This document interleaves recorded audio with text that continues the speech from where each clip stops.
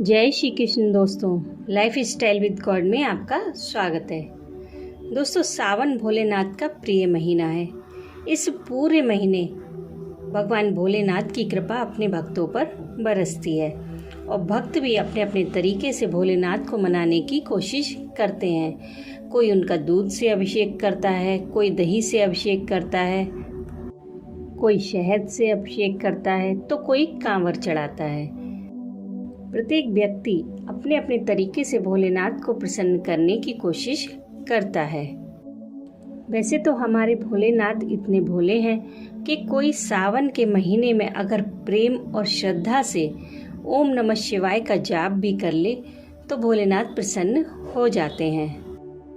लेकिन दोस्तों, कभी कभी ऐसा होता है कि हम कितनी भी पूजा आराधना क्यों ना कर लें, कितने भी उपाय क्यों ना कर लें, बट हमारी स्थिति में कोई भी परिवर्तन नहीं आता, क्योंकि कहीं ना कहीं हमारी पूजा में कमी रह जाती है तो कहीं हमारे भाव में।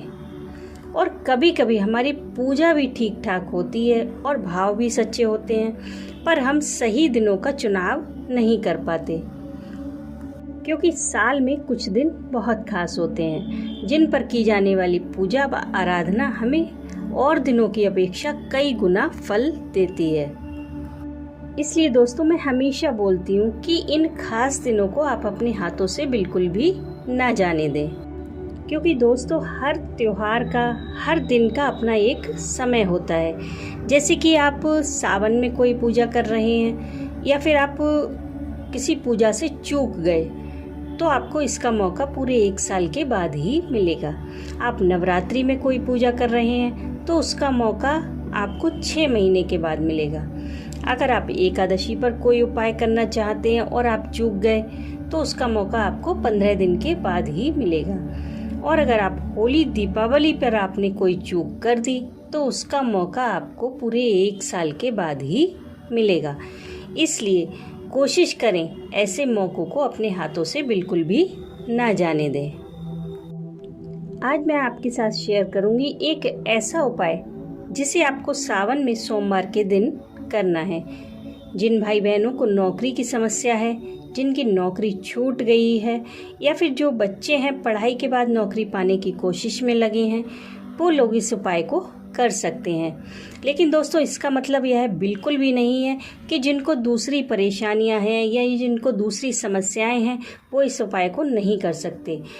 लोग अपनी कामना करके, जैसे आपको आर्थिक समस्या है तो आप इसकी कामना करके इस उपाय को कर सकते हैं। कुछ लोगों के का स्वास्थ्य ठीक नहीं है तो वो अपने स्वास्थ्य को ठीक करने की कामना लेकर इस व्रत को कर सकते हैं, इस पूजा को कर सकते हैं। कुछ लोगों के घर में सुख शांति नहीं है तो वो इसकी कामना करके इस पूजा को कर सकते हैं। जिसकी जैसी कामना हो वो अपने मन में करके वो इस पूजा को कर सकते हैं। समस्या कोई भी क्यों ना हो, भोलेनाथ की कृपा से सभी दूर हो जाएंगी। बस आप भगवान पर विश्वास बनाए रखें। इस पूजा के लिए आपको कुछ चीज़ों की ज़रूरत होगी। इस उपाय को करने के लिए आपको गन्ने का रस चाहिए और 5 छोटे छोटे गन्ने के टुकड़े चाहिए। आप एक गन्ने का टुकड़ा मंगा लें, उसे छील कर उसके छोटे छोटे 5 टुकड़े बना लें। और आपको चाहिए 5 बेसन के लड्डू और 5 बर्फ़ी के टुकड़े। खोए की बर्फ़ी होती है, बस वही 5 बर्फ़ी चाहिए आपको। 1 कटोरी आपको चाहिए गाय का कच्चा दूध। अगर आपको गाय का दूध ना मिल पाए तो आप कोई भी दूध जो आपके पास अवेलेबल हो वो आप ले सकते हैं। एक आपको चाहिए आटे का पेड़ा, जो आटे का लोई बनाते हैं रोटी पराठा बेलने के लिए, बस वही लोई चाहिए हमें। उस पर आप देसी घी लगा लें, चिकना कर लें उसे। बस ये सारी चीज़ें आपको एक थाली में रख लेनी है। बाकी आप धूप दीप चंदन वगैरह वो और ले लें, घर से फूल ले लें, जो भी आपके घर में क्यारी में लगे हों आपके यहाँ फूल, वो ले लें। और हाँ दोस्तों, अगर आपके घर में कहीं दूर्वा उगी हो तो आप दूर्वा अवश्य ले लें, जो शिव जी पे भी चढ़ती है और भगवान गणेश पर भी चढ़ती है। ये सारी चीज़ें लेकर अब आपको किसी ऐसे शिव मंदिर में जाना है जहाँ पर भगवान शिव का पूरा परिवार मौजूद हो। कहने का मतलब है कि जहाँ पर शिवलिंग भी हो, माँ पार्वती भी हो, भगवान गणेश जी भी हो और भगवान कार्तिकेय जी भी, और हो हमारे नंदी जी और नाग देवता। बस ये सारे लोग मौजूद हों। ये सारी पूजा आप किसी ऐसे शिव मंदिर में करें जहाँ पर भीड़ भाड़ कम हो और आप आराम से पूजा कर सकें, क्योंकि आप अगर किसी बड़े शिव मंदिर में जाएंगे तो वहाँ पर तो आपको जल चढ़ाना भी मुश्किल हो जाएगा। इसलिए किसी ऐसे मंदिर को चूज़ करें जहाँ पर आप आराम से पूजा कर सकें। मंदिर में जाकर सबसे पहले भगवान शिव का गन्ने के रस से अभिषेक करें। उसके बाद जो आपके पास गन्ने के छोटे छोटे 5 टुकड़े हैं वो आप गणेश जी को समर्पित करें और कार्तिकेय जी को बेसन के लड्डू समर्पित करें। और जो बर्फी के टुकड़े हैं वो आप माता पार्वती जी को समर्पित करें। और जो आपके पास 1 कटोरी कच्चा दूध है वो आप नाग देवता को समर्पित करें। और जो आटे का पेड़ा आप घी लगाकर बनाकर लाए हैं वो आप नंदी जी को समर्पित करें।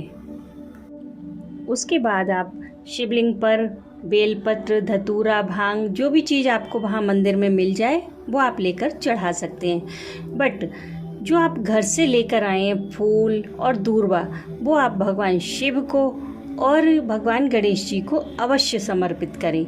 ध्यान से भूलना नहीं है, ये जो आप घर से लेकर आए हैं वो आप जरूर समर्पित करें। उसके बाद आपको शिवलिंग के समीप बैठकर राम नाम का 108 बार जाप करना है। राम का नाम सुनने से भोलेनाथ बहुत जल्दी प्रसन्न हो जाते हैं। और फिर घर आकर आप पूरे दिन ओम नमः शिवाय का जाप करते रहें। बस इस पूजा में आपको बस एक बात का ध्यान रखना है कि आप उस दिन किसी की भी चुगली ना करें। अगर आपका बहुत मन हो रहा है तो आप अगले दिन कर सकते हैं, लेकिन आप इस दिन बिल्कुल भी चुगली ना करें। दोस्तों, क्या चीज़ किसको समर्पित करनी है एक बार मैं आपको रिपीट करा देती हूँ। गन्ने के रस से आपको भोलेनाथ का अभिषेक करना है और जो 5 छोटे गन्ने के टुकड़े हैं वो आपको भगवान गणेश को समर्पित करना है। 5 बेसन के लड्डू कार्तिकेय जी को और बर्फी माता पार्वती को और कच्चा दूध हमारे नाग देवता को। आटे का जो पेड़ा है वो हमें नंदी जी को समर्पित करना है।